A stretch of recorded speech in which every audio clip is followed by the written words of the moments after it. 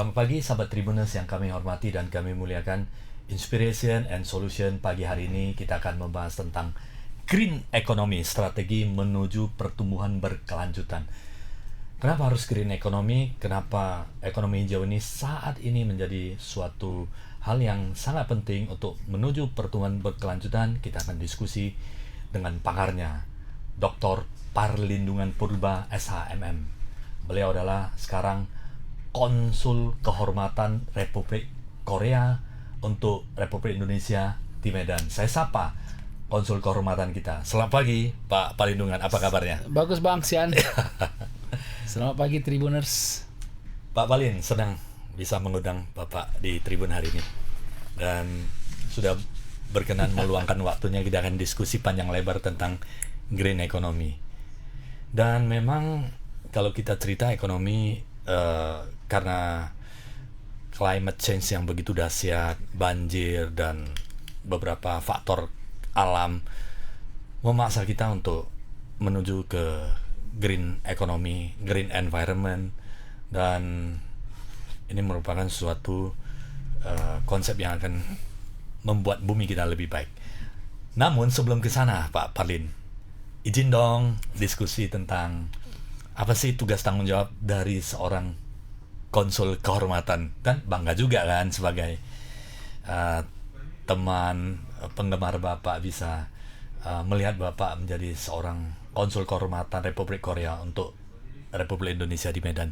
Sedikit berbagi tentang profesi atau mungkin tugas tanggung jawab daripada seorang konsul, Pak Palin. Silakan. Baik, Pak. Terima kasih Pak Sianet dan teman-teman sekalian. Jadi pengangkatan saya sebagai konsul kehormatan Korea untuk wilayah Sumatera. Iya, lebih luas lagi ya. Lebih luas adalah atas tentu prosedur yang cukup panjang. Tentu diawali daripada kebutuhan, dan kedua keinginan saya, permohonan saya sebagai, itu kan formal ya. Formal ya. Dan dari pemerintah Korea setuju mengangkat dan dapat kelulusan dari pemerintah Korea, dalam hal ini Kementerian Luar Negeri, baru harus mendapat approval. Tidak semudah itu ya, Pak Parlindungan ya. Dan approval dari Kementerian Luar Negeri Republik Indonesia. Oh, panjang. Dan syukur pada Yang Maha Kuasa kita diberikan kesempatan untuk bisa melayani. Luar biasa, Pak Parlin. Dan tentunya bukan hanya kesempatan ya, itu karena Pak Parlindungan juga memiliki kompetensi, karakter, knowledge, dan track record yang luar biasa yang sudah Pak Parlin bangun sepanjang karir, baik di DPD maupun di profesi, banyak membantu masyarakat. Inilah menjadi salah satu pertimbangan utama Bapak terpilih menjadi konsul kehormatan, Pak. Amin.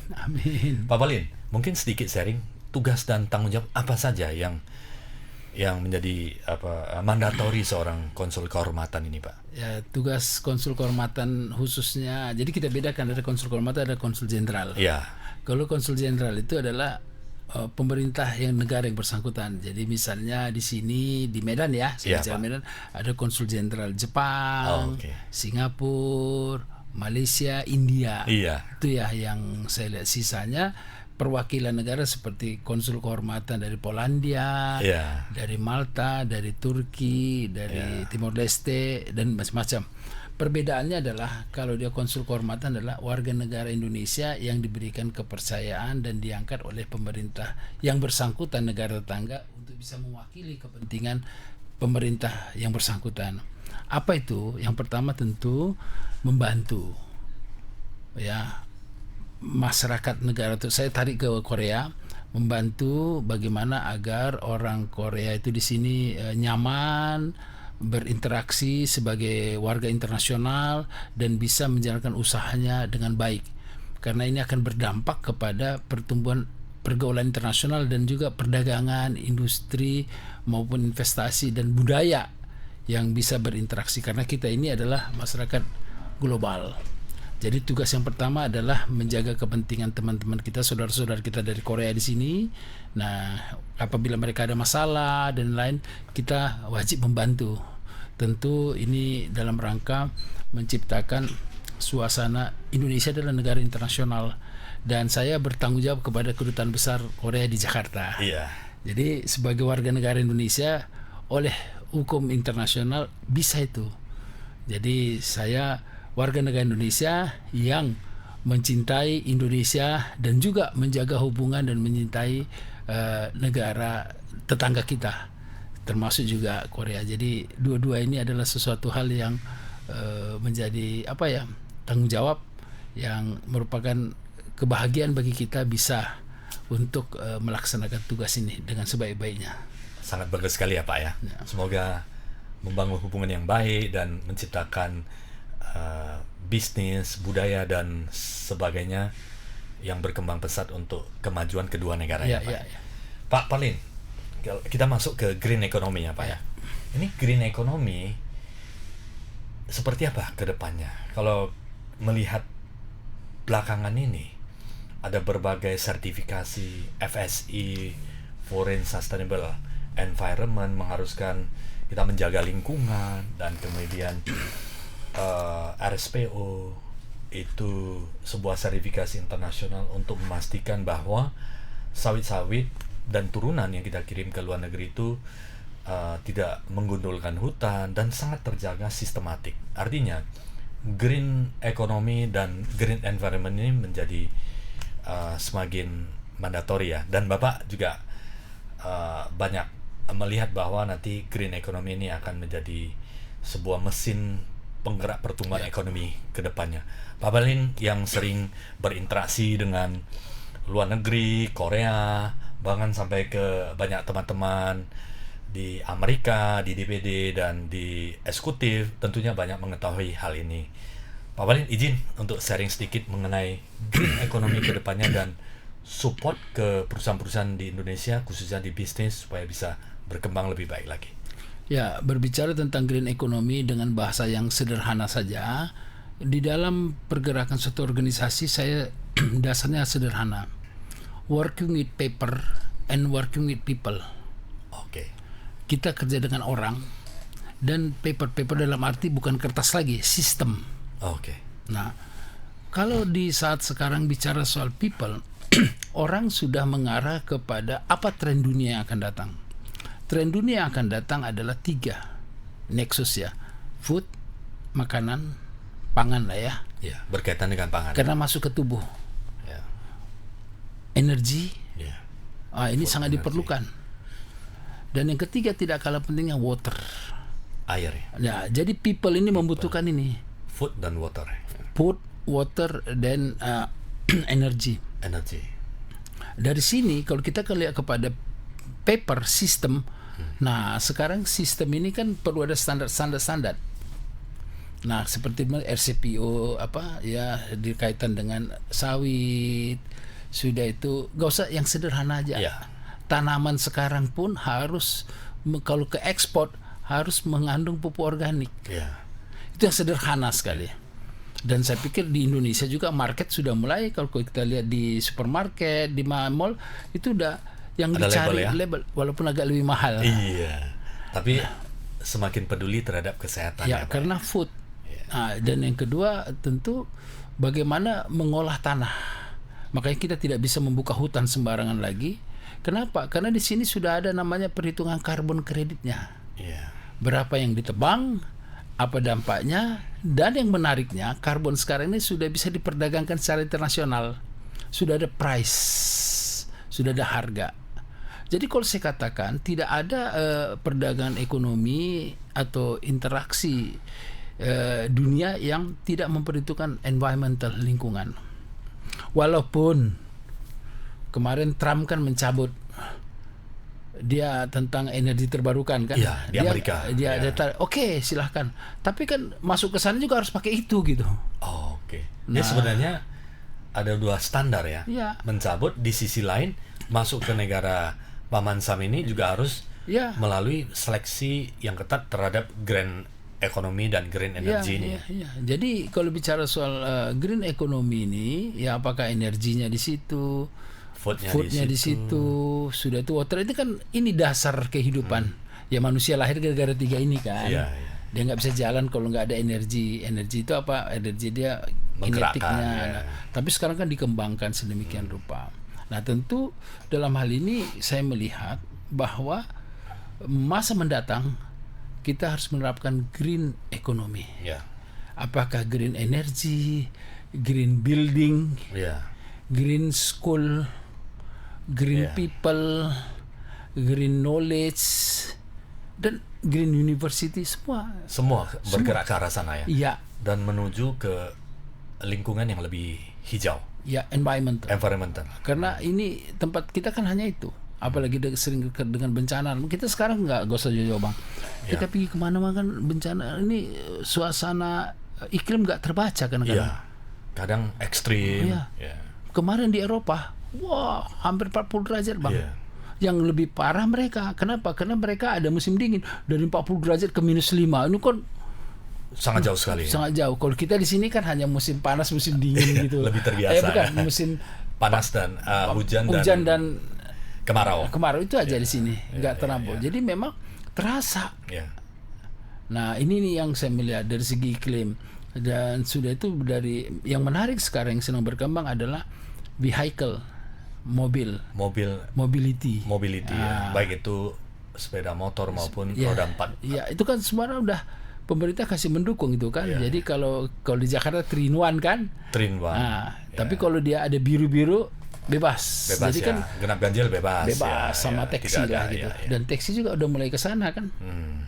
Nah, jadi apakah transportasi ya? Ini energinya semua sudah mengarah ke Energi terbarukan. Kenapa? Berketepatan harga minyak kita mahal. Ya, Kita subsidi. Jadi memang kita mendukung ya energi terbarukan itu sedemikian rupa. Kalau Pak Parlin, ini Bapak akan melihat dunia sudah sangat intens fokus ke energi terbarukan karena climate change dan beberapa negara yang tidak mengikuti kan pasti akan dia tersendiri ya. Artinya tidak sesuai dengan pemikiran dari global yang sudah sangat konsen terhadap perubahan iklim, harus menjaga lingkungannya dengan baik. Sederhana saja. Saya beberapa sebulan yang lalu di CSIS. Ada diskusi yang diadakan oleh Kedutaan Besar Korea dan CSIS. Di situ para pakar. Bicaranya tentang logistik sederhana. Apa yang dikatakan situ? Dan di situ dari khusus logistik kelautan. Maritim. Transportasi laut ya Pak ya. Dalam waktu dekat akan mulai kena pajak. Kalau tidak maritim kapal itu tidak mempergunakan full yang ramah lingkungan, ditinggikan pajaknya. Memasuk ke ini mungkin dalam setahun ini. Dan ini kan tanda-tanda yang harus kita antisipasi. Itu baru transportasi logistik lah, belum lagi barangnya. Kalau barangnya kan bisa dicek nih, ditrace. Apakah kandungannya seperti apa ya? Bahkan sekarang gak usah jauh-jauh lah. Orang, kopi. Mereka mau tahu track recordnya dari mana, nanamnya di mana, siapa yang kerja, lokasinya di mana, kapan pembibitan. Kan dan tidak boleh merusak lingkungan ya. Tidak boleh merusak. Kalaupun ada dampak ke lingkungan itu seminimal mungkin. Jadi artinya ini bukan hanya itu bang. Kalau itu termasuk pekerjanya nggak boleh yang underage itu. Itu menjadi sebuah konsen. Jadi makin banyak peraturan-peraturan yang mengarah ke sana. Nah sekarang persoalannya the show kan must go on. Apa yang harus kita siapkan? Benar. Persiapan apa yang harus kita siapkan supaya kita sebagai stakeholder, salah satu pemain di industri, kemudian di bidang bisnis dan sebagainya itu bisa bukan hanya melihat tapi bisa ikut di dalam perkembangan dari green economy ini. Pak Parlin, kalau kita lihat semakin mengarah ke green economy, tapi di sisi lain kan untuk membangun infrastruktur itu kan katakanlah adalah biaya pasti lebih tinggi. Pak Parlin, ini bagaimana menyikapinya ini? Karena di sisi lain kita bersaing secara kompetitif. Di sisi yang kita inginkan untuk menuju green economy, kita butuh cost yang lebih tinggi untuk menciptakan environment, kemudian infrastruktur yang mendukung green economy. Di sisi lain juga perlu edukasi ke market dan stakeholder yang lain yang masih ada mungkin tidak sependapat masih menganggap cost efisiensi adalah masih mandatori. Bagaimana kita memulai ini semua, Pak? Jadi memang ini harus ada kebijakan negara tentang green economy. Ya. Dan saya belum melihat ada itu. Jadi di level nasional dikembangkan ke menjadi level provinsi, level kabupaten kota. Nah, sebaiknya mungkin teman-teman di DPRD sudah bisa membuat itu bersama eksekutif. RPJMD, saya pikir sudah ada, tapi mungkin belum sampai kepada rupiah-rupiahnya. Karena biar bagaimana, contoh yang sederhana aja. Kalau ada kopi sekarang, mereka yang luar negeri itu mau nanya, kalian roasternya itu energi dari mana? Kan perlu dikeringkan. Ditanya dari mana itu? Oh, kalau sinar matahari, oke, consider S1, ini memenuhi persyaratan gitu. Pengeringannya ya. Yes. Nah, jadi udah the show must go on, nggak bisa. Nah, tetapi saya pikir begini, pemerintah akan mempersiapkan itu. Dan saya lihat pemerintah Sumatera Utara sudah ada arahnya ke sana. Nanti pemerintah pusat, tapi kita mulai dari diri kita sendiri. Yang penting adalah pertama adalah yang produk-produk ekspor itu dulu. Apa yang harus dilakukan, Pak? Kalau saran Bapak melihat begitu tinggi harapan dari dunia internasional terhadap green economy, apa yang dari sisi eksportir harus dipersiapkan dengan baik mulai dari saat ini dan selanjutnya? Ya, saya pikir harus bersama-sama asosiasi. Asosiasi eksportir kah atau asosiasi kopi, asosiasi eksportir, pengusaha juga. Pengusaha duduk sama, membuat dulu kemana aja ini langkah-langkahnya, roadmapnya, di mana bisa masuk. Kan nggak bisa semua, biaya juga besar. Dan mungkin bisa sharing bersama-sama. Bagaimana misalnya di satu hamparan perlu pupuk organik. Kalau beli besar kan sama-sama kan lebih murah. Dan di sini saya pikir peranan koperasi nanti. Koperasi itu berperan menyalurkan, mengumpulkan, mengedukasi juga ya semua. Karena itu kan sekelompok orang. Nah, itu satu. Yang kedua, dalam hal setelah menanam, memetik, kan ada pasca. Kan harus diperiksa plastiknya macam mana, kandungannya. Kan sekarang ini plastiknya jadi masalah juga loh. Betul. Mikroplastik itu menjadi masalah. Nah, ini kan juga harus jadi cukup panjang. Tapi nggak usah khawatir. Sebenarnya sudah ada plastik yang bisa terurai. Tapi kan masih harganya masih mahal. Tapi kalau misalnya kita udah sepakat semua mau beli itu kan bisa harganya turun. Nah, jadi secara komunal harus ada pemahaman bahwa ini penting. Benar sekali, Pak. Yes, karena kalau teman-teman yang bikin pabrik dari pabrik plastik dari yang daur ulang itu kan mahal. Kalau belum ada marketnya gimana? Makanya kita berterima kasih. Saya terus terang aja berterima kasih kepada teman-teman yang punya inisiatif untuk membuka sesuatu yang sifatnya sustainable, yang bisa berkelanjutan.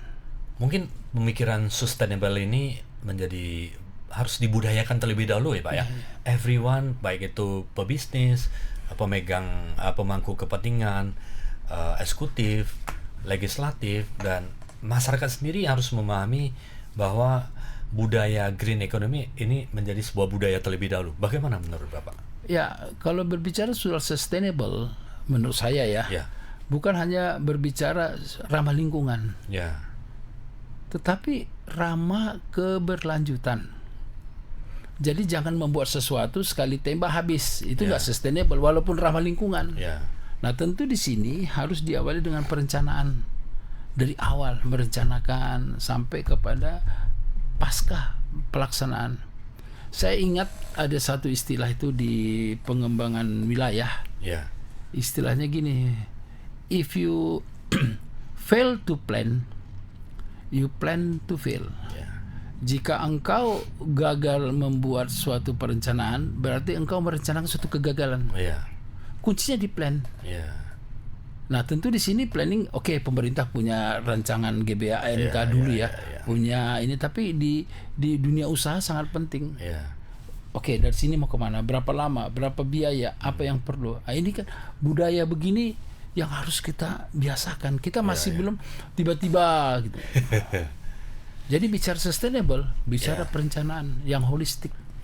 Bukan hanya bicara energi ya. Iya, ya, sustainable dan green. Bukan hanya green energy tapi short term. Iya. Tapi green environment short term. Yes. Tapi green economy for long term running. Itu adalah menjadi impian bagi sebuah masyarakat maupun negara yang akan menuju ke arah sana.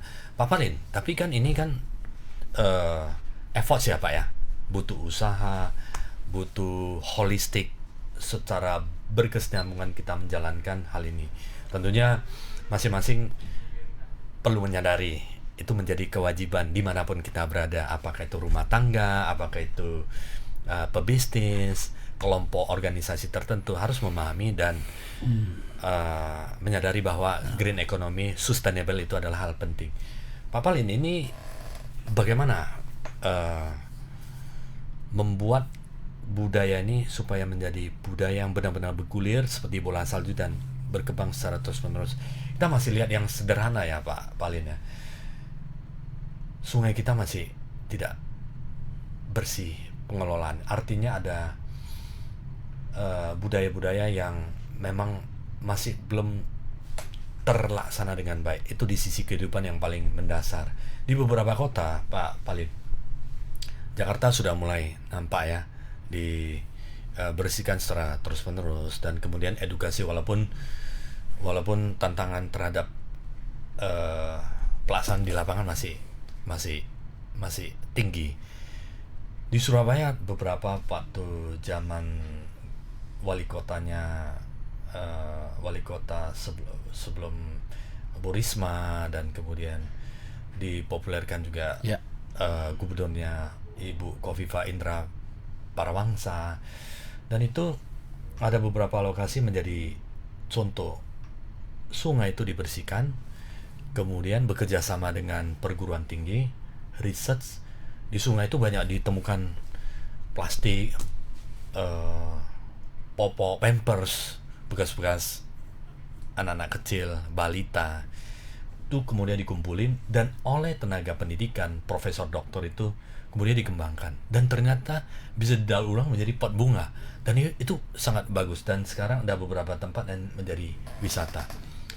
Bagaimana untuk menggerakkan dari hal kecil sampai ke bisa involve ke perguruan tinggi, ke asosiasi, supaya ini kita bersama awareness menuju ke sana. Itu gak mudah Pak. Jadi begini, kita mulai dari diri kita sendiri dulu lah. Saya rasa sehari kita mengeluarkan sampah banyak loh. Banyak ya. Sampah tubuh, buang air besar, buang air kecil, apalah keringat, itu dianggaplah cairan atau apa segala macam. Dan saya pikir pemerintah sekarang juga masih perlu kita bantu, karena masih banyak toilet yang masih berjalan, toilet yang ini. Nah ini kan menjadi hal yang Nah kalau kita lihat perkotaan, saya melihat pun perkotaan ini sekarang pemerintah kota dan ini sudah mulai bagaimana mengenai air limbah ini. Iya. Nah, ada saluran khusus ya sudah, Pak, sudah. Tapi kan perlu biaya, perlu waktu, juga, dan setuju. Dan mereka perlu mereka perlu market. Iya. Kalau kita mau baru mereka kerjakan, kan besar mereka udah buat. Nah jadi dalam hal ini saya melihat pertama dari segi sampah lah. Nah sekarang sampah di mana-mana, itu Medan itu kan 2000 ton.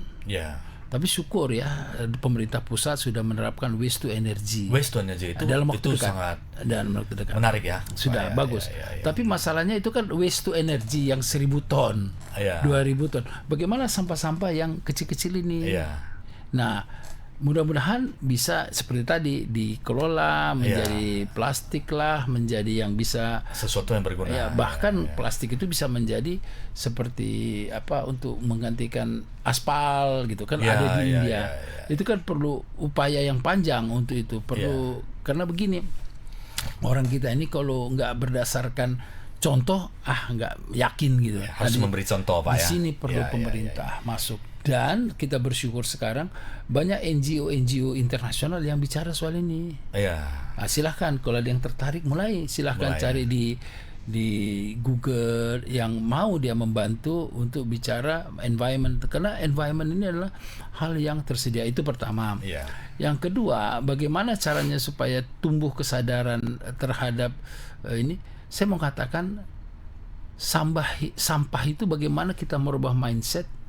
Sampah itu bukan beban, Ya. tapi tanggung jawab. Ya. Sampah adalah investasi. Ya. Jadi jangan kita bilang sampah nggak ada nilai, nggak, itu investasi. Iya. Jadi kalau kita buang sampah, kita udah buang investasi tuh. Iya. Bahkan pernah ada suatu produsen, kan ada peraturan itu, siapa yang menghasilkan dia yang tanggung jawab. Iya. Itu ada. Jadi namanya the company that produce the product must responsible for the waste. Iya. Nah ini kan sudah mulai. Jadi saya katakan bahwa mau tidak mau market yang akan menentukan. Iya. Orang akan lebih cenderung membeli produk yang sudah peduli lingkungannya. Iya. Walaupun mungkin baru tahap 1, 2, 3, makanya Awareness-nya dulu Pak ya. Ya. makanya perlu ada seperti track record suatu produk. Iya, ya. Itu yang memperkuat branding ya. Yes. Jadi ini sangat diperlukan. Kenapa orang suka ke Danau Toba misalnya, ke Yeah. Brastagi, ke alam? Karena di situ masih bersih. Saya kemarin sukses ini festival buah Buah ya. dan bunga dan buah di Tanah Karo, bagus. Saya dengar dari Pak Menteri Koperasi dan ini bahwa dari 100-an sekian event ini termasuk yang masuk ranking besar, tinggi. Nah, ini kan kenapa? Karena di situ yang ditayangkan buah dan bunga, Iya. bukan hanya sekedar hasil pembangunan. Betul. Nah, kan dan mereka mengandalkan di sana udah mulai pupuk organik dan lain-lain. Iya, pupuk organik ke depannya Iya. menjadi sesuatu yang wajib dan lebih baik lagi buat kesuburan tanah ya. Iya. Dia lebih, kalau pupuk kimia terlalu banyak, saya pernah diskusi dengan Pak Ausli di bidang pertanian Apindo kan, iya. dia cerita banyak tentang pupuk Ya. organik Pak, karena pupuk kalau kimia terlalu banyak itu harus dikombinasi dengan organik, kalau nggak nanti lapisan atas itu akan rusak dan tidak akan produktif Ya, lagi jadi tanamannya.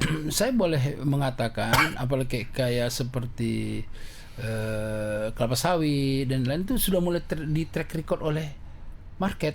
Dia buatnya bagaimana, berapa komposisi ramah lingkungannya, udah mulai. Sehingga ini akan menentukan harga. Memang boleh buat harga akan makin naik, tapi jangan lupa orang kan berpikir kesehatan. Orang usia makin tumbuh tinggi. Itu mandatori Pak, Itu kesehatan. mandatori. Dia kan nggak bisa dihitung. Nggak bisa dihitung. Nah, oke lah kalau hanya sekedar ini kita udah punya BPJS. Iya. Tapi umur panjang macam mana? Iya. Aset dan harta itu Pak ya. Sama seperti gini. Ada saya baru tengok YouTube kemarin, menarik juga. Apakah kita harus olahraga tiap hari? Nggak perlu.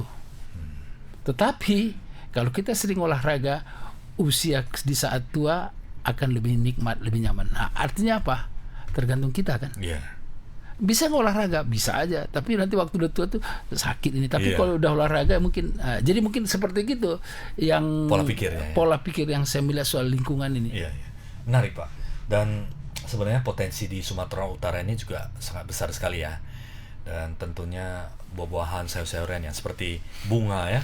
Sekarang kalau melihat bunga sudah di mana-mana kan sumbernya dari Brastagi Pak. Bunga banyak ditanam di sana. Dan buah-buahan juga ya, buah-buahan juga, khususnya jeruk lah. Jeruk sekarang bukan pakai keranjang lagi Pak, tapi sudah dikemas dengan bagus. Bukan hanya untuk Sumatera Utara Pak, dan saya melihat sudah ada yang ekspor ke luar negeri. Dan kalau di Pulau Jawa sudah pasti banyak lah ya kemasan-kemasan yang sangat bagus sekali. Dan tentunya kotanya juga harus green Pak, dari sumber kertas dari pohon-pohon yang terdeteksi atau daur ulang Dan bisa recycle. dan ini sudah menuju ke sana. Saya kira nanti akan berkembang pesat. Nah, bagaimana apa yang harus dimulai dulu Pak Palin untuk mendukung green economy, green environmental dan sustainable ini? Dari sektor mana yang paling penting? Pertanian, perkebunan terlebih dahulu atau bagaimana Pak? Makanya Bapak kalau mau lihat sisi yang- di Sumatera Utara ini. yang marketnya ada, kita yang Iya. bicara marketnya ada ya. Itu mulai dari food, makanan. Sudah itu masuk dari energi. Baru mana water. Kalau yang lain menyusul. Ya, makanan terlebih dahulu. Ya, karena itu langsung dimakan dan itu kan sudah ada Badan Pengawasan Obat Makanan dan semua jelas loh. Sekarang membuat produk makan itu nggak susah. ada izin perindustrian atau dinas perindustrian mudah. Tetapi kan untuk level tertentu yang tidak berisiko. Tapi kalau udah berisiko kan misalnya itu kan harus lapor BPOM. Itu contohnya. Iya. Jadi mungkin perlu kita diskusikan per sektor. Misalnya untuk di Sektor apa yang paling mandatori dan paling mendekati supaya bisa praktikal untuk green economy ini, Pak? Ya, yang pertama yang jelas kita harapkan Food ya? Food lah. Itu misalnya Buah-buahan, sayur-sayuran, hortikultura, cabe, kopi itu marketnya luar biasa. Kalau kita tidak Sekarang, ada, bukan tea time lagi, udah kopi time. Kopi time, Pak, setuju sekali. Di Korea itu, waduh, Korea juga tiap hype 3 jam ngopi, Pak. Oh ya. Padahal Korea juga penggemar kopi. tinggi, dan dia bukan kopi itu bukan sekedar minum supaya jalan ngobrol. Oh, oke. Waktu Pak Parlin ke Korea untuk melakukan pekerjaan di sana, pada saat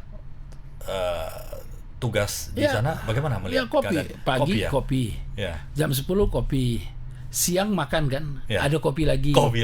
Bisa kurang satu hari 5 kali itu minum kopi. Selain kimchi, kopi. Ya. Dan mereka begini, saya pernah tawarkan, kenapa nggak ambil dari Indonesia, Pak? Ini global player. Dia melihat dulu dari aroma, katanya apa itu suka dari apa loh? Dari Mandailing. Oh, Mandailing bagus. Ada orang Korea bilang ini bagus. Arabica Mandailing. Jadi sebenarnya dari Dairi juga ini, tapi kan perlu dari Aceh, perlu kita dorong ini. Dan ini mungkin salah satu fungsi saya akan memperkenalkan kepada teman-teman. PR masih banyak ya, Pak? Masih panjang. Nah, itu tentang food. Yang kedua environment. Nah, mungkin kawasan-kawasan perumahan, kawasan industri sudah mulai menata soal penanganan limbah cair. Limbah dan space untuk penghijauan. Dan ini harus kalau diikuti pasti sangat indah ya, Pak. Kemarin kan Bapak Presiden Prabowo kan sudah mengatakan bahwa lingkungan menjadi hal yang penting. Jadi bahkan satu rumah subsidi harus ada 1 pohon. Iya. Nah, ini kan sesuatu hal yang bagus. Ya. Berarti itu kan berbicara soal sustainable. Iya. Coba kita masuk ke suatu daerah ada pohon hijaunya kan lain suasana. Dan satu lagi, ini asli, betul apa nggak tahu ya, Pak. Bahwa warna hijau itu vitamin mata katanya. Iya, setuju. Dari saya nggak tahu, tapi memang saya nggak tahu itu secara ilmiah seperti apa. Mungkin hijau asosiasinya dengan tanaman ya, kita melihat dan untuk supaya mata lebih sehat. Hijau. Tadi food, yang kedua energi. Ini juga sangat penting. Sumber energi dari tenaga surya itu paling murah. Oke. Karena Tuhan kasih 12 jam. Di Eropa aja yang mataharinya terbit hanya ada masanya, mereka udah mulai pakai itu. Di Cina, di ini. Dan solar panel akan menjadi kebutuhan utama ya. Nah, oleh sebab itu ini juga harus mulai dikasih tahu kepada masyarakat. Silahkan, tetapi maunya harganya jangan mahal. Masih mahal, Pak ya. Masih mahal. Tapi udah mulai turun nih. Karena dia produk makin bagus. Tapi maksud saya ini kan kalau dari tenaga surya ini kan tidak bisa 24 jam. Maka perlu baterai. Itu yang bikin mahal. Jadi bukan suryanya, baterainya itu. Nah, tapi ini kan harus contoh seperti blackout kemarin. Wah, dan lain-lain. Dan itu sedang bisa kalau dikelola dengan baik, karbon kreditnya ada. Tapi itu kan masih dalam jumlah proses kecil.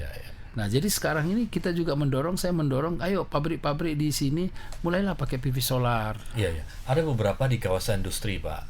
Nah, mereka ada kerjasama dengan perusahaan di nasional untuk memasang solar panel di atas atap gudang dan manufacturing pabrik, dan itu kerjasama 20 tahun tanpa investasi dari perusahaan itu. Cuman setiap efisiensi dibayarkan sekian persen ke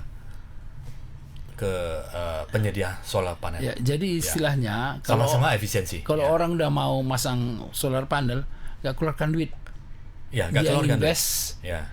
Aturannya berapa selisihnya, itulah. Selisihnya nanti dibagi. Artinya benefit for company, benefit for investor yang memasang solar panel itu. Dan itu sudah jalan, Pak. Dan itulah namanya green economic and investment. Ya. Dan banyak Win-win sekali, solusi ya, Pak ya. Dan internasional banyak menyediakan dana itu Ya. untuk yang gitu-gitu.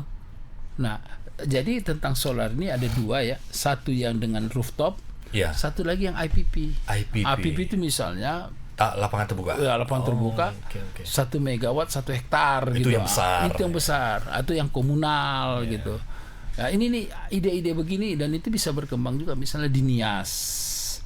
Di sana kan seperti pulau-pulau terluar itu kan dieselnya Banyak sangat ya, Pak, terbatas, ya. PLN-nya terbatas. Nah, Dan malah ini bisa membantu ya, Pak ya. ini yang mau kita dorong. Saya sedang mengarah ke sana. Ayo ajak. Iya, Bapak sering ke Nias. Masih. Sampai sekarang masih sering ke Masih, Nias ya, masih, walaupun sudah tidak di DPD tapi komitmen konsisten ya, Pak. Harus. Jadi itu tuh Melayani, Pak ya. energi. Iya. Energi itu kan ada juga dari air. Hydropower itu kan masih perlu waktu. Iya. Atau dari dari Kincir angin? itu masih sulit karena harus dihitung tingkat kecepatan anginnya itu. Iya, cocoknya hanya mungkin di daerah-daerah Pegunungan Aceh atau yang di daerah lepas timur, pantai yang terbuka ya. karena harus dijaga sustainable-nya. Di Eropa juga ada kan, situnya tak tahu iklim berubah nggak berputar anginnya lagi. Iya. Itu mahal. Yang paling murah adalah panel Solar surya. panel. Ya. Mobil juga begitu, sekarang makin murah kan. Nah, cuma masalahnya begini yang harus Ya. dipikirkan. Setelah habis ini baterainya bagaimana menjadi sampah, Ya, harus harus sustainable. ada proses daur ulang kembali ya. Yes, nah ini yang bisa, dan saya pikir perguruan tinggi sudah mulai berpikir sana. Di sini kan banyak organisasi energi kan, Ya. ada MKI, METI, MBI, apa segala macam. Untuk menjadikan sebagai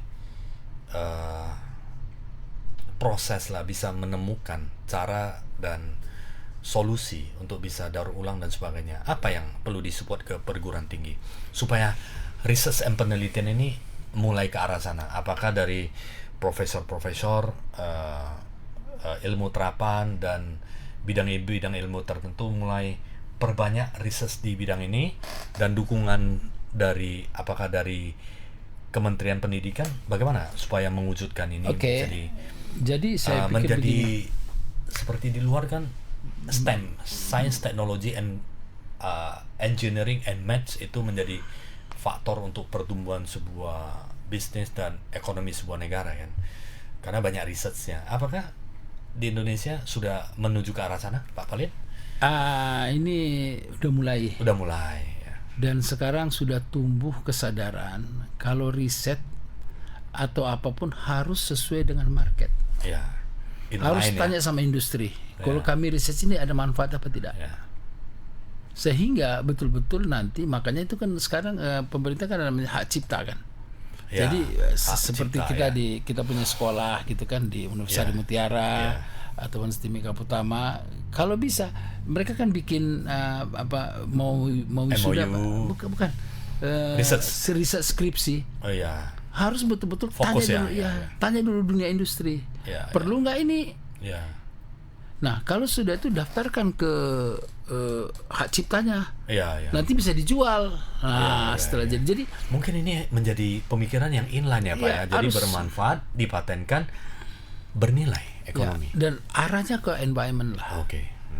Jadi saya harus kesana. Jadi hendaknya antara dunia industri dan dunia akademisi nyambung. Di mana market? Market yang bisa memberikan peluang kepada makanya pihak pendidikan dengan dunia usaha dan industri harus selalu berkomunikasi. Apa yang kalian kerjain, apa kendala gini. Kami bisa masuk sini. Karena kadang-kadang cara pandang dunia industri beda loh. Sama cara pandang dunia akademisi, khusus bidang environment. Karena apa? Yang langsung menilai kepada nilai rupiah kan industri yang bisa dikomersialisasikan. Bagaimanapun komersial akan membuat perusahaan itu mampu bertahan, sustainable. Jadi monetisasi. Ini bagaimana sustainable? Kan kadang-kadang ada yang bisa cepat uang cash, tapi kan ada juga menjadi intangible aset. Hak kekayaan intelektual. Itu kan mahal. Mungkin nggak bisa sekarang.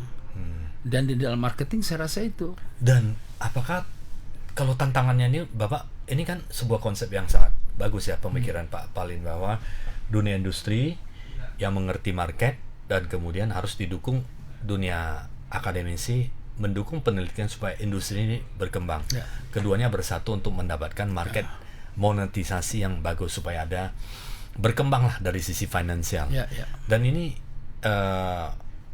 apa kendalanya Pak atau tantangannya membuat ini bersatu? Pak Palin melihat seperti itu. Saya pikir kita seperti Tribun ini mensosialisasikan begini, mudah-mudahan inspiring bagi dunia Memicu pendidikan ya, dan dunia industri. Karena biar bagaimana sekarang nggak bisa main paksa, Bang. Ya.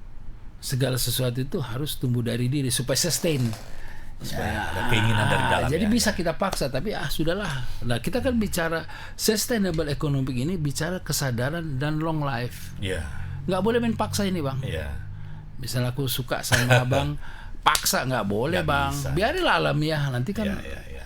Kesadaran itu yang muncul untuk Ya. melakukan hal yang lebih baik lagi. Jadi nggak bisa lipstick ini. Dia itu harus betul-betul gini dasarnya. Makanya dari awal harus duduk sama, harus sering, nggak bisa sekali shoot. Makanya sekarang kan makin banyak perguruan tinggi yang mulai berubah cara berpikirnya bagus. Lebih adaptif ke dunia industri ya. Dunia industri, dunia usaha lah ya. Kan sekarang kan industri, rumah sakit kan udah industri juga. Industri juga ya. Pariwisata industri juga. Industri Jadi juga. bukan industri pabrik ya. Ya. Tetapi yang marketplace lah. marketplace ya.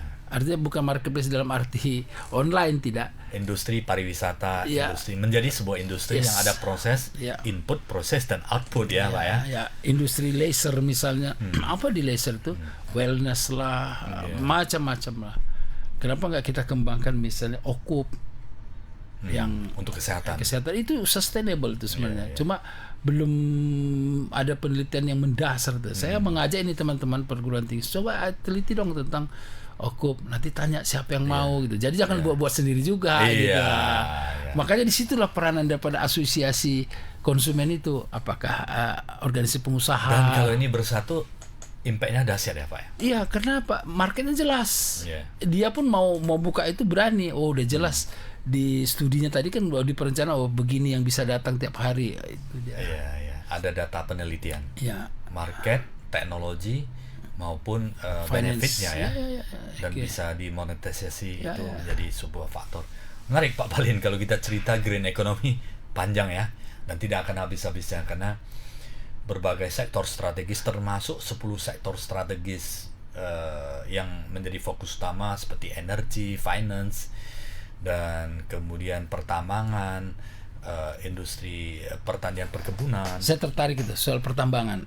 Sekarang kan energi terbarukan ini kan selalu seolah-olah bertabrakan dengan produsen daripada batu bara. Ya. Nah, tapi jangan lupa kita masih perlu batu bara loh. Karena batu bara itu tersedia banyak dan harganya lebih murah. Tetapi sekarang yang sudah berkembang ada teknologi bagaimana meramah lingkungan batu bara itu. Itulah yang harus kita dorong. Harus dicari ya. Research mencari bagaimana setelah pembakaran itu residunya menjadi lebih safety. Karena itu ada di Indonesia.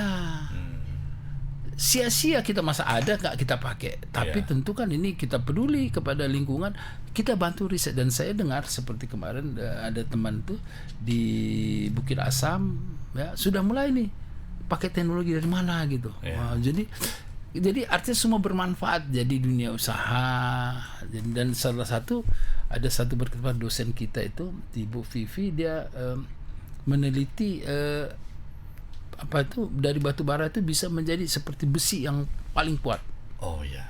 Nah sudah itu di Inalum itu merubah bagaimana limbah itu bisa menjadi biochar gitu.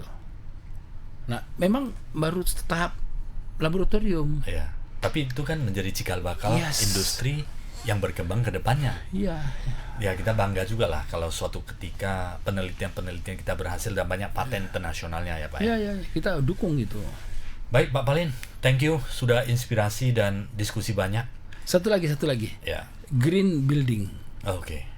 Itu sudah ada sekarang. Itu kalau nggak salah si Bang Tarman itu Royal Sumatera dia udah ada green apa gitu. Kenapa? Dia udah tata segala sesuatunya, buildingnya, ruangannya, AC-nya dan bahkan AC sekarang kan nggak boleh lagi yang terlampau keras apanya, Freon. sehingga ya freon ada sekarang. Ada yang walaupun 5. iya. Jadi itu kan menyangkut kepada kehidupan kita. Jadi green building, greenhouse, ini nih apa boleh buat lah, kita harus Setuju walaupun sekali. cukup menantang. Terima kasih. Memang kalau ketemu Pak Palin selalu energi menceritakan sesuatu yang bermanfaat bagi lingkungan dan masyarakat. Terima kasih waktunya sudah hadir Pak Palin. Sebagai penutup, Pak Palin ada yang ingin disampaikan ke sahabat Tribuners mengenai green economy dan environment sustainable ini, Pak? Kalau kita ingin sustainable, kalau ingin berlanjut, ayo berpikir green. Green itu bukan hanya warnanya hijau, tetapi berbicara soal jangka panjang, produktif dan efisien, dan bermanfaat bagi semua orang. Sahabat Tribuners, lakukanlah sesuatu yang bermanfaat bagi orang banyak. Ya, seperti kita contoh Pak Palindungan Purba selalu melakukan hal yang bermanfaat bagi environment, support, ekonomi, bisnis. Kita luar biasa punya tokoh seperti Pak Palindungan ya. Dan Pak Palin terus berkarya untuk membantu masyarakat lagi. Saya termasuk orang yang merasakan betapa bimbingan dari seorang tokoh Pak Palindungan ya. Semoga ini menginspirasi bagi semua, dan lakukanlah hal yang sustainable, ramah lingkungan, bermanfaat bagi anak cucu kita ke depannya. Terima kasih sahabat Tribuners. Terima kasih Pak Palindungan Purba. Dan gini, seandainya ada ucapan saya yang kurang pas, mohon dimaafkan. Tidak ada dalam rangka hanya membuat suasana jadi semangat dan meriah. Mohon maaf apabila ada kata-kata yang nggak pas. Terima kasih. Terima kasih Pak Palindungan Purba. Thank you. Sahabat Tribuners, sampai jumpa Inspiration and Solution setiap hari Jumat jam 10 pagi. Yang pasti selalu menarik untuk sahabat Tribuners semuanya. Sampai jumpa.